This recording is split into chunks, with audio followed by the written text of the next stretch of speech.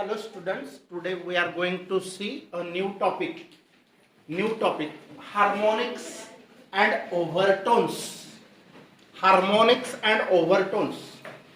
These two words are new for you.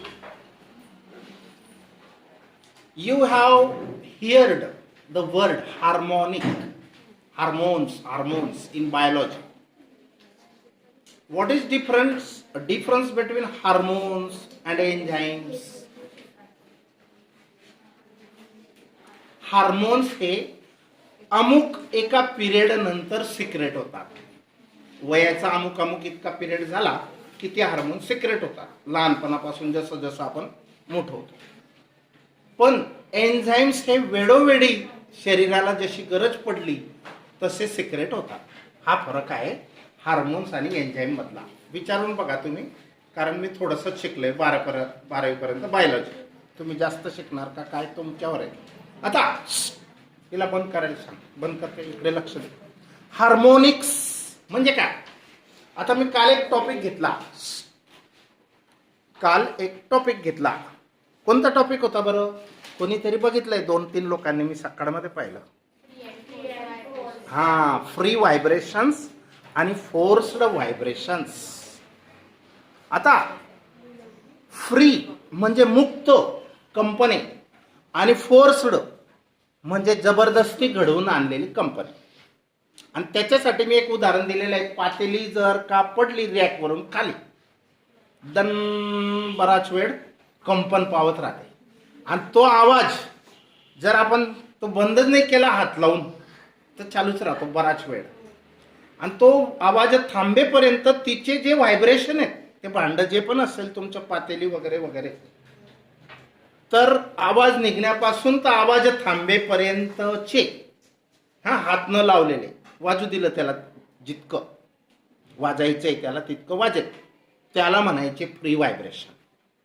आणि त्याच भांड्याला जर का तुम्ही एकदा पडलं, आवाज निर्माण केला, परत तो आवाज फेड आउट म्हणजे फिक्कट होत जाईल, कमी होत जाईल, डाऊन होत जाईल, त्याचा ॲम्प्लिट्यूड ऑफ ऑसिलेशन कमी होत जाईल. पण तो कमी होण्याच्या अगोदर अजून दणका दिला दोलकासारखा, अजून तितक्या ऑसिलेशन्सने फिरेल. म्हणजे पुन्हा आणि पुन्हा तुम्ही फोर्स जो अप्लाय करणार त्याला म्हणतो आपण एक्सटर्नल पिरियोडिक फोर्स. ढोलकाला अमुक एका वेळेने मारलं जातं बघा. तो जो वेळ आहे, पहिला दणका दिला, दुसरा दिला, यांचा जो वेळ आहे तोच वेळ दुसरा आणि तिसऱ्यामध्ये असतो, सेम असतो. त्याला म्हणतो आपण एक्सटर्नल पिरियोडिक फोर्स. आणि असे परत त्याचे ऑसिलेशन स्टॉप होऊ द्यायचे नाही. त्याच्या अगोदर त्याला फोर्स देऊन टाकायचा, जी पण बॉडी असेल त्याला, आणि व्हायब्रेट करायला त्याचे व्हायब्रेशन स्टॉप होऊच द्यायचे नाहीत. मग असे जे व्हायब्रेशन असतील जबरदस्ती घडवून आणलेले, त्याला म्हणतात फोर्स्ड व्हायब्रेशन. सिंपल समजलं? फ्री म्हणजे एकच दा. आणि दोन अजून गोष्टी, फंडामेंटल फ्रिक्वेन्सी, नॅचरल फ्रिक्वेन्सी आणि एक्सटर्नली ड्रिव्हन फोर्सची फ्रिक्वेन्सी. म्हणजे काय? नॅचरल फ्रिक्वेन्सी म्हणजे भांडं पडलं आणि त्याला मुक्तपणे त्याला जितकं व्हायब्रेट व्हायचंय तितकं होऊ दिलं, आणि त्याचे ऑसिलेशन झाले ना, कंपन झाले ना. मग 1 सेकंदात किती कंपन केले त्याने? 10 का 20 का 100 का 200, तितकी संख्या म्हणजे ती त्याची नॅचरल फ्रिक्वेन्सी. एखाद्या बॉडीला जितकं व्हायब्रेट होता येईल एकचदा त्याला दणका देऊन द्यायचा. दणका देणे म्हणजे सोप्या भाषेत सांगतोय मी, फोर्स लावून द्यायचा किंवा डिस्प्लेस करायचा आणि तो व्हायब्रेट होईल. एकचदा व्हायब्रेट केल्यानंतर जास्तीत जास्त व्हायब्रेशन होतील आणि तो ज्या फ्रिक्वेन्सीने व्हायब्रेट होईल, फ्रिक्वेन्सी म्हणजे काय? How many oscillations per second किंवा in 1 second, that is it's a natural frequency. ती त्याची नॅचरल फ्रिक्वेन्सी असते. आणि ढोलकाला तुम्ही पडद्यावर हॅमरने म्हणा, हाताने म्हणा, दणके देत राहतात, बरोबर?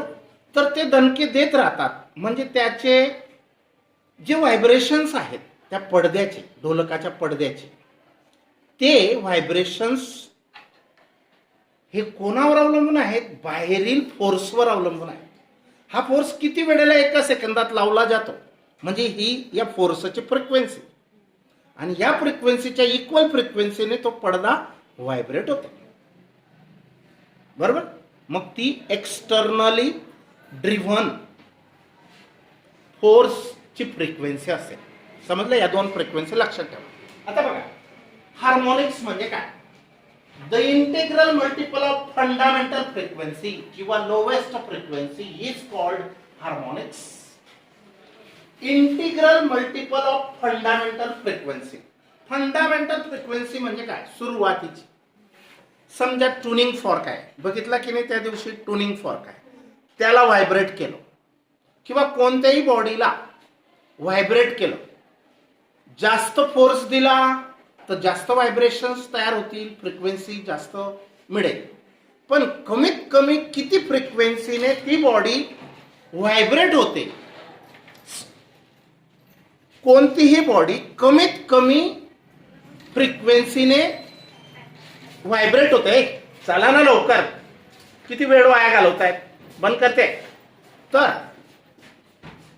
प्रत्येक बॉडीला व्हायब्रेट करून पाहिलं तर जी कमीत कमी तिची फ्रिक्वेन्सी व्हायब्रेशनची, तिला त्या बॉडीची फंडामेंटल फ्रिक्वेन्सी ऑफ व्हायब्रेशन असं म्हणतात. लोवेस्ट, तिच्यापेक्षा अजून कमी फ्रिक्वेन्सीने ती बॉडी व्हायब्रेट होऊच शकत नाही. कमीत कमी जी आहे lowest possible frequency with which a body can able to vibrate is called it's a fundamental frequency. समजलं? आता फंडामेंटल फ्रिक्वेन्सीलाच हार्मोनिक्स म्हणायचे, त्याचे इंटेग्रल मल्टिपल. आता एक ट्युनिंग फॉर्क आहे, त्याची फंडामेंटल फ्रिक्वेन्सी 256 आहे. अजून एक पण दुसरा ट्युनिंग फॉर्क आहे, त्याची फ्रिक्वेन्सी 512 आहे. मग हिला जर आपण फंडामेंटल म्हटलं तर ही याच्या नेक्स्ट आणि हायर फ्रिक्वेन्सी आहे. ट्युनिंग फॉर्कची जे 512चा पण ट्युनिंग फॉर्क असतो, छोट्यात छोटा जो असतो, हा डबल ऑफ 256 आहे. करून बघा, डबल ऑफ 256 आहे. मग हा जो इंटिजर आहे, इंटिग्रल आहे. इंटिग्रल म्हणजे अख्खा आकडा, अर्धा नाही, हाफ नाही, पाव नाही, पाऊण नाही, ह्याला म्हणतात इंटिजर किंवा integral multiple. Integral multiple of fundamental frequency. Integral multiple म्हणजे हा of fundamental frequency is called harmonic. याला हार्मोनिक म्हणतात. याला नाही, फंडामेंटल फ्रिक्वेन्सीचा इंटिग्रल मल्टिपल. इथं काय राहील? इंटिग्रल मल्टिपल 1, इथं 2, अजून पण नेक्स्ट असते 3 वाला येईल, 4 वाला येईल. समजलं? आता बघा, the integral multiple of fundamental frequency. He fundamental आहे, समजा एक ट्युनिंग फॉर्कची फ्रिक्वेन्सी, याच्यापेक्षा कमी फ्रिक्वेन्सीने तो व्हायब्रेट होत नाही. जास्त ठोकला तर जास्त फ्रिक्वेन्सीने व्हायब्रेट होऊ शकेल, पण याच्यापेक्षा कमी मात्र नाही. मग अशी जी त्याची फ्रिक्वेन्सी आहे तिला म्हणायचं त्या ट्युनिंग फॉर्कची फंडामेंटल फ्रिक्वेन्सी. आणि हार्मोनिक्स म्हणजे काय? याला म्हणायचं fundamental frequency. The lowest possible frequency of vibration of the body is called as fundamental frequency. आणि या फंडामेंटल फ्रिक्वेन्सीच्या जे पट माहिती ना मराठीमध्ये, पट किंवा मल्टिपल, त्याला इंग्लिशमध्ये मल्टिपल म्हणतो आपण. इंटिग्रल मल्टिपल पाहिजे, हाफ, पाव, 1/4 असा कधीच नाही. अन इंटिग्रल मल्टिपल बघा, द इंटिग्रल मल्टिपल हार्मोनिक्स कोणाला म्हणतात? द इंटिग्रल मल्टिपल कोणाच्या? Of fundamental frequency is called. Fundamental फ्रिक्वेन्सीच्या इंटिग्रल मल्टिपलला हार्मोनिक्स असे म्हणतात. समजलं? फंडामेंटल फ्रिक्वेन्सी म्हणजे lowest possible frequency of the body. ती बॉडी कोणती असो, भांड असो, कोणती असो, पेंडुलम असो. आता समजला harmonics? Harmonics is the term used to denote the fundamental frequency together all with all its integral multiples. Harmonic कोणासाठी वापरला जातो? फंडामेंटल फ्रिक्वेन्सीचे पुढचे टप्प्यांसाठी वापरला जातो. लक्ष द्या, हार्मोनिक्स इज द टर्म, म्हणजे हा एक अशी संज्ञा आहे, शब्दच आहे पण संज्ञा याला का म्हणतात, कारण त्याला अजून काहीतरी डीपली मिनिंग आहे, त्याला आपण टर्म म्हणतो. तर harmonics is the term used to denote the fundamental frequency. Harmonics हा फंडामेंटल फ्रिक्वेन्सी लाच डिनोट करण्यासाठी वापरला जातो. हा, together all its integral multiples. मग त्याचे असे किती पण इंटेग्रल मल्टिपल्स असो, 4f किती पण असो, त्याच्यासाठी हा वापरला जातो हार्मोनिक्स. समजा एक बॉडीची फ्रिक्वेन्सी n इतकी आहे फंडामेंटल. हा, if n is the frequency of first harmonic, ही म्हणजे f ला फ्रिक्वेन्सीला n ने पण डिनोट करू शकतो. समजा n ही फ्रिक्वेन्सी आहे एका बॉडीची. लक्ष द्या, एकदम सोपं आहे. इफ n इज द, कारण यांच्यातला डिस्टिंग्विश पण येऊ शकतो. याची डेफिनेशन, पहिला पॉइंट याची डेफिनेशन, त्याचे डेफिनेशन, दुसरा पॉइंट याचे एक्झाम्पल, त्याचे एक्झाम्पल, अजून 2-3 पॉइंट कलेक्ट करायचे, मिनिमम 4 पॉइंट रेडी ठेवायचे कधी पण. तर बघा, if n is the frequency of first harmonic, समजा फर्स्ट हार्मोनिकची n एवढी फ्रिक्वेन्सी आहे, then the frequency of second harmonic is 2n. काय असेल? 2n. and the frequency of third harmonic is 3n and so on. आणि अशा प्रकारे किती पण असेल. हा, thus the fundamental frequency and all the integral multiples 1 2 3 4, hey, all the integral multiples are called harmonics. याला फर्स्ट हार्मोनिक म्हणावे, याला सेकंड हार्मोनिक म्हणावे, याला थर्ड हार्मोनिक म्हणावे, याला फोर्थ हार्मोनिक म्हणावे. हा, हा पुढचा जो मल्टिपल आहे याला हार्मोनिक म्हणतात. हा, पण इथं कोण पाहिजे? फंडामेंटलच पाहिजे. म्हणजे हिच्या दुप्पट, तिप्पट, 4 पट अजून अशा प्रकारे. समजलं? मग अजून एकदा डेफिनेशन परत रिपीट केलेली आहे सोप्या भाषेत. बघा, the lowest possible frequency with which a string or air column vibrate. Air column म्हणजे काय? कॉलम माहिती ना? एअर कॉलम बासरी असते, फ्ल्यूट मध्ये हवा अडकलेली असते आणि फुंकर. आता वेगवेगळ्या प्रकारच्या बासऱ्या असतात, लहान मुलांची वेगळी असते, मोठ्या लोकांची मध्ये हवा टाकतात ते, आणि असे त्याला फुंकर घालून तिथल्या अडकलेल्या एअर कॉलमला, हवेला ते असे सेटिंग करतात की त्याच्यातून वेगवेगळे आवाज निर्माण होतात, ऐकावेसे वाटतात. बासरीचा आवाज, फ्ल्यूट, हा, त्याला म्हणतो आपण एअर कॉलम. हा, अडकलेला. तसंच हे जे वाद्य असतात बघा, ट्रम्पेट वगैरे, काही बँडवाले फुंकतात आवाज, असे असे बटन दाबत राहतात. ते काय करतात? बटन म्हणजे हा त्यांचे सारेगमपद असतं. हा, ते म्हणजे ती हवा जी आहे अडकलेली तिला वेगवेगळ्या प्रकारे व्हायब्रेट करून वेगवेगळे आवाज निर्माण ते करतात. जे पण पिपाणी, तुतारी, काय काय काय भरपूर आहेत वाद्य. हा, तर lowest possible frequency with which, अशी कमीत कमी फ्रिक्वेन्सी की ज्या फ्रिक्वेन्सीने स्ट्रिंग, म्हणजे ती स्ट्रिंग कोणती? सोनोमीटरची स्ट्रिंग किंवा अजून दुसरी स्ट्रिंग. तुम्हाला मी काल याचं उदाहरण दिलं होतं. रबर, तोंडात एक टोक आणि दुसरं टोक हातात, आणि एका हाताने मधोमध छेडलं तर एक बारीक आवाज तयार होतो बघा. स्ट्रिंग और air column vibrate. The lowest frequency with which string और एअर कॉलम व्हायब्रेट, म्हणजे या वस्तू आहेत एअर कॉलम किंवा स्ट्रिंग, आणि यांचं व्हायब्रेशन कसं? कमीत कमी फ्रिक्वेन्सीने. त्याच्यापेक्षा अजून कमी ते व्हायब्रेट होऊ शकतच नाही. अशी जी कमीत कमी फ्रिक्वेन्सीने ते व्हायब्रेट होऊ शकतात, त्या फ्रिक्वेन्सीला त्यांची फंडामेंटल फ्रिक्वेन्सी म्हणतात. The lowest frequency with which a body can vibrate. इतकं ड्रॉप केलं आणि तुम्ही बॉडी म्हटलं तरी पण चालेल. The lowest frequency with which a body can vibrate is called it's a fundamental frequency. आता ओव्हरटोन म्हणजे काय बघा.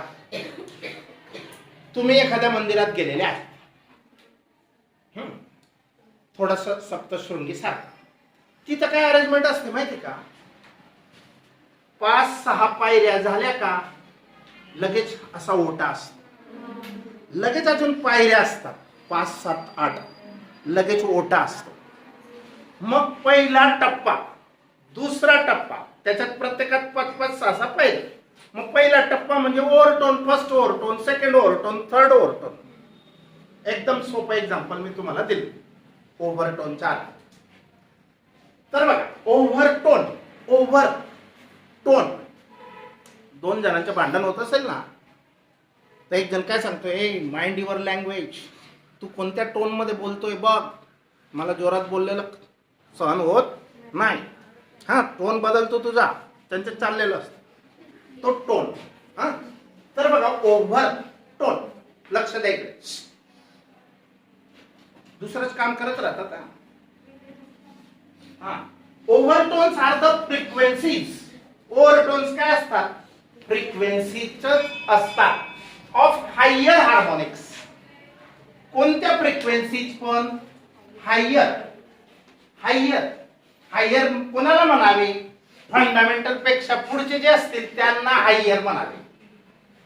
फंडामेंटल सोडून जे पुढचे तिच्या फ्रिक्वेन्सीज असतील 2n, 3n, 4n, यांना हायर फ्रिक्वेन्सीज म्हणावे. हा, लक्षात ठेवा, फंडामेंटल सोडून पुढच्या सगळ्या.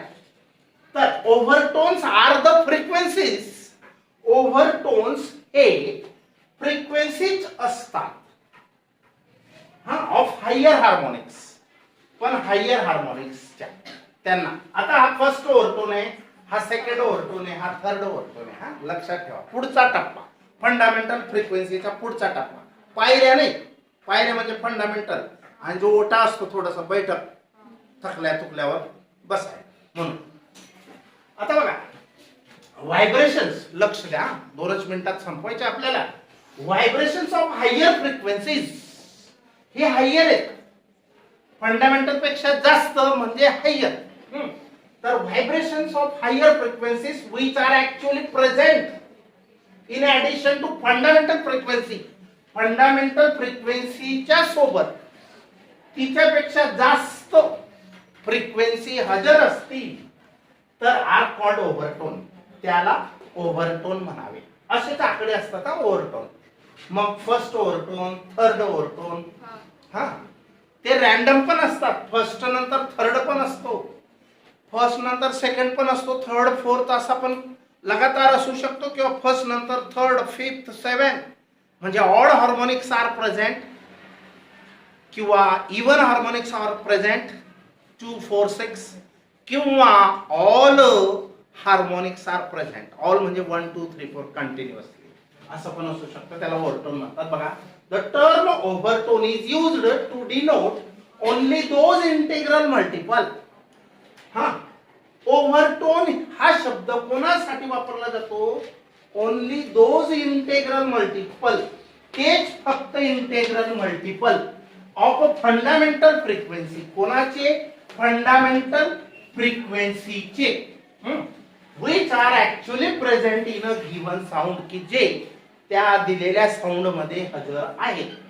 The first frequency which is higher than fundamental frequency is called first overtone. बघा, मी याला म्हटलं फर्स्ट ओव्हरटोन. बघा, काय एक साऊंड आहे, त्याच्यातील फंडामेंटल आहे, तिच्या डबल ही आहे, तिच्या ट्रिपल ही आहे. मग फर्स्ट ओव्हरटोन म्हणजे काय?